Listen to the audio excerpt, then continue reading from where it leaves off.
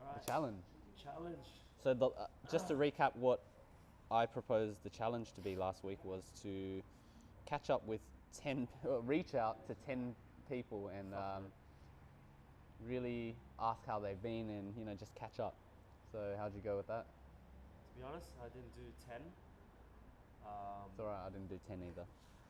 But I reached out to, I would say, like 2, 3 really like significant ones.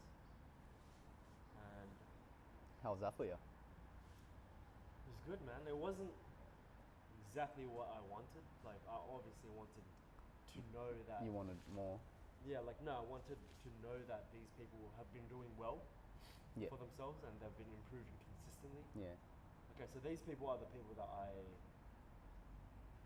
guess would say you're trying to better their lives by helping them see like a brighter future and stuff like that. Can I ask you a question?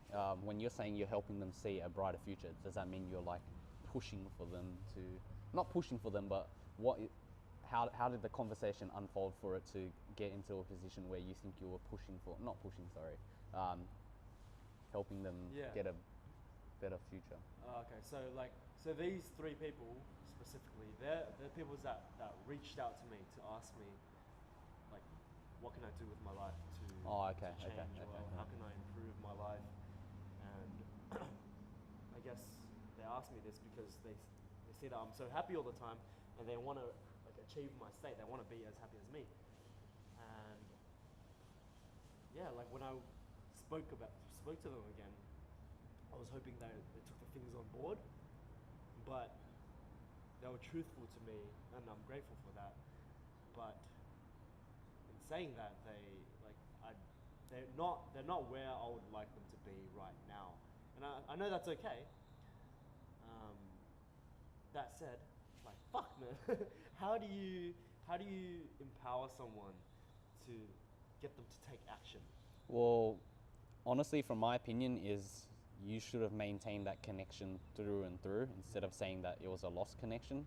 Because if you're always checking up on that person, you've suddenly created a sense of accountability for them where they feel that you are always going to check up on them and someone's holding them accountable and responsible for their progress. So the fact that you said that this is people that you're only catching up with now, you should have personally made more of an effort to reach out through them, through their growth and development, and just check up on them. Like, have you been doing this? Have you been doing that?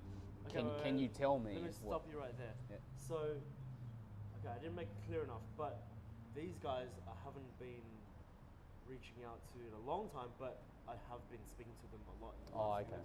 So I don't know if that really counts, but I feel like it does.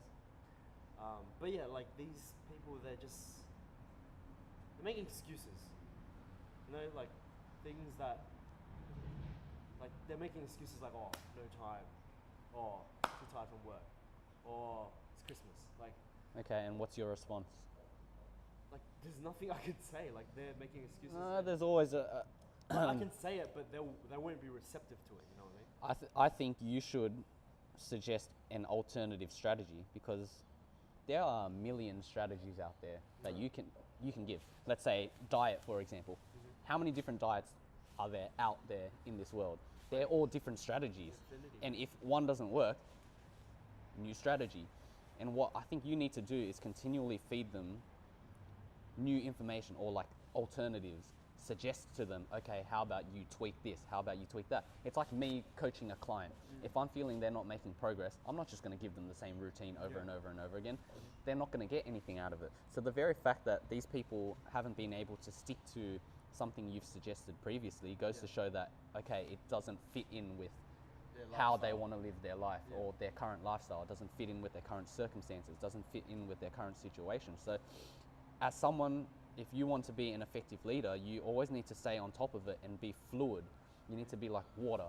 You need to always be able to adapt. You always need to be able to listen and understand and respond well to how the people you interact with are receiving what you've given them. So if they're not taking it on board, you need to propose them an alternative solution, an alternative strategy.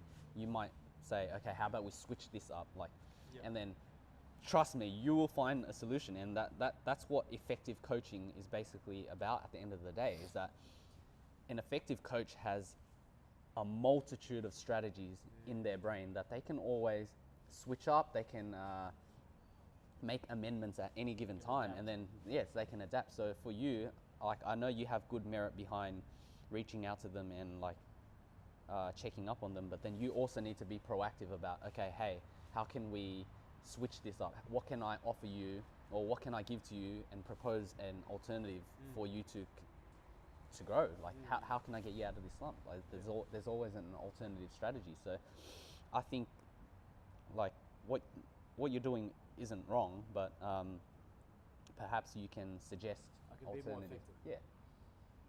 Okay, Like, have you been suggesting any, I don't know, sort of alternatives? Like, I know people do have excuses, like you were saying, like, oh, they always come up with a bullshit excuse, they always come up with a reason to do this and to do that.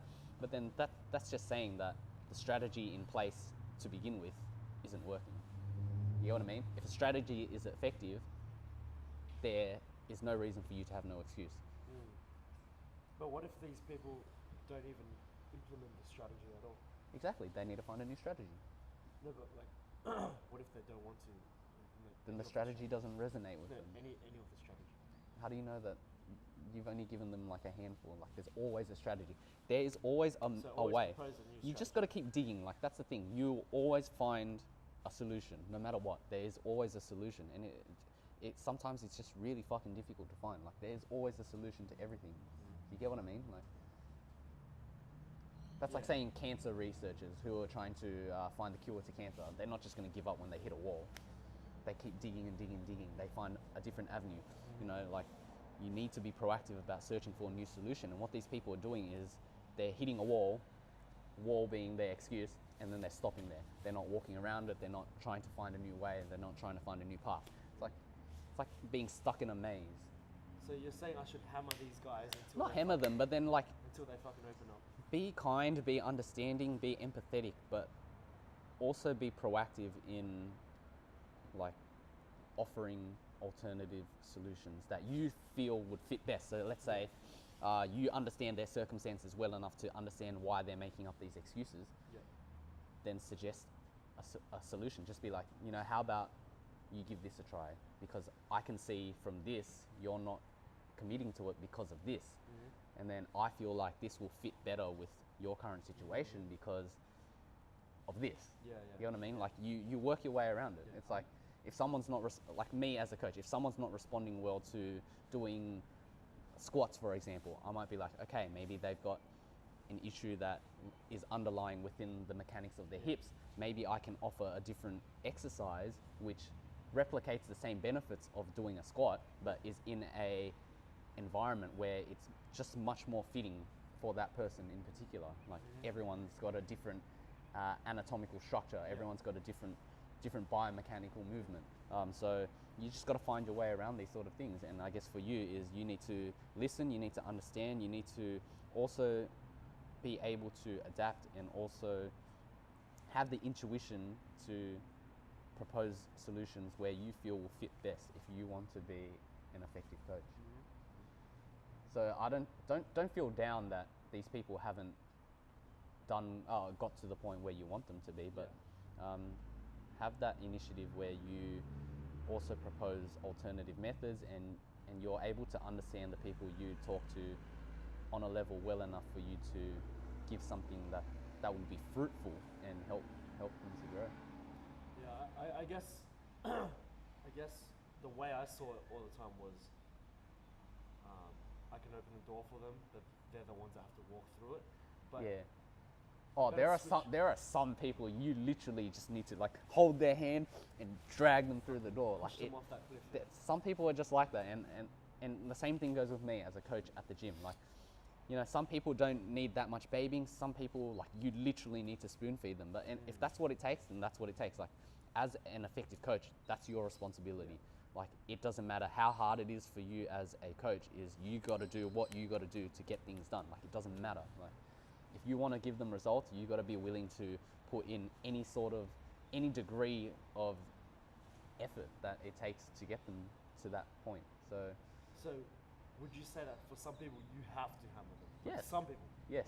Some Not people all, you literally just got to spoon feed them. You got to open their mouth. You got to grab the spoon and you got to shove that. You got to feed them. Like some people are just like that. Like some people just don't have that in them to change. So you got to be the instigator. But then that's not to say that they can't change in the future. So you could potentially ignite something. Like all that matters is that you're implementing the right strategy to get them to where they need to be. Like they'll change when the time comes. Just right now, they need that spoon feeding.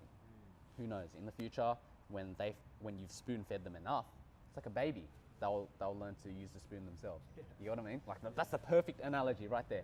Like a baby, they can't do anything. That's why you need to spoon feed them. And then as they grow up, they build those skills themselves, and then they end up feeding themselves. So same sort of thing goes with people. Some people just don't have the capacity within them to do these sort of things and ignite that fire within themselves to change.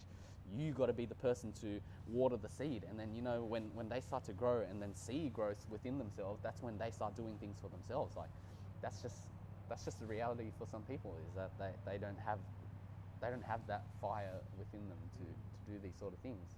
So for the both of us to really be effective in the way we communicate with others and coach other people, is that we need to facilitate this sort of growth, no matter what it takes, like no matter how difficult it is.